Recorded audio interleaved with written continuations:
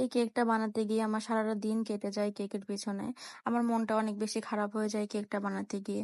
এই কেকটা অর্ডার করেছিল আমার এক রিপিট কাস্টমারই। আসসালামু আলাইকুম, কেমন আছেন সবাই?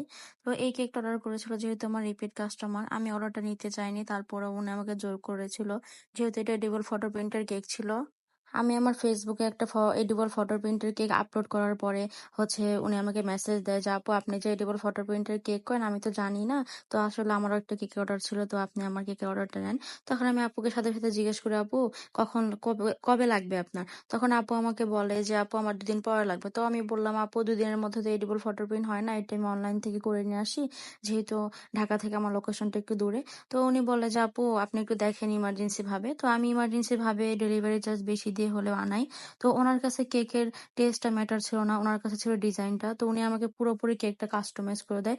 উনি আমাকে একটা কেকের পিক পাঠিয়ে অ্যানিভার্সারি যে কেক আছে সেই কার্ডের যে কেকগুলা সেইটা পাঠিয়ে আমাকে বলে এরকম করে দেওয়ার জন্য। ওনাকে আমি আগেই বলে দেই আপু এই কেকের মধ্যে এই ডিজাইন তো কিন্তু অনেক বাজে লাগবে। তো উনি জানার পরেও আমাকে বলে যে আপু সমস্যা নেই আপনি করে দেন। তো একবার বলে যে আপু যেভাবে ভালো হয় আপনি করে দিয়েন। আবার যখন কেকটা কমপ্লিট হয়ে গেল আমি ওনাকে পিকটা পাঠালাম, ওনার আর পছন্দ হলো না। তো উনি আমাকে যেহেতু বলেছে রেড কালারের মধ্যে করতে আর এরকম সাইডে গোলাপ দিয়ে দিতে, তো আমি বললাম আপু এডিবল ফটো প্রিন্টের মধ্যে কিন্তু চারপাশে মানে বর্ডার দিলে কিংবা ছোট ছোট ফুল দিলে ভালো লাগে। তো উনি তাও বললো যে না এক সাইডে ফুল দিবে।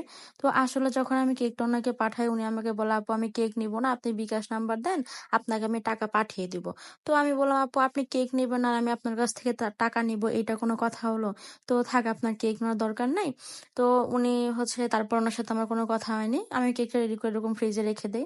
এই কেকটা আমি পরবর্তীতে আরো ডিজাইন করেছিলাম। তো তারপরে কিছুক্ষণ পর উনি আমাকে ফোন দিয়ে বলে যে আপু কেকটার ডিজাইনটা আপনি পুরোটুকু তুলে ফেলেন। তুলে ফেলে আপনি আরেক ডিজাইন করে দেন। পরে বললাম ওনাকে আমি এতবার বোঝানোর চেষ্টা করতেছি আপু এটা যদি ক্রিম দিয়ে ডেকোরেশন করা হতো কিংবা আমি নতুন করে একটা কেক বানিয়ে আপনাকে সেটা দিতাম। আর এটা এডিবল কেক, ফটো প্রিন্টের কেক। আমি এই পিকটা উঠাইতে গেলে নষ্ট হয়ে যায় আমার, আমি এই পিকটা এবার কোথায় পাবো? হ্যাঁ। তো উনি বোঝার চেষ্টাই করতেছে না। তারপরে আমি কেকের ডিজাইনটা উঠে পিঙ্কের মধ্যে করে দিয়েছিলাম। তো তারপরেও ওনার পছন্দ হয়নি আমি বুঝতে পেরেছি। তো ওনাকে একসময় বললি যে আপু কেক না নিলে আসলে কোনো প্রবলেম নাই।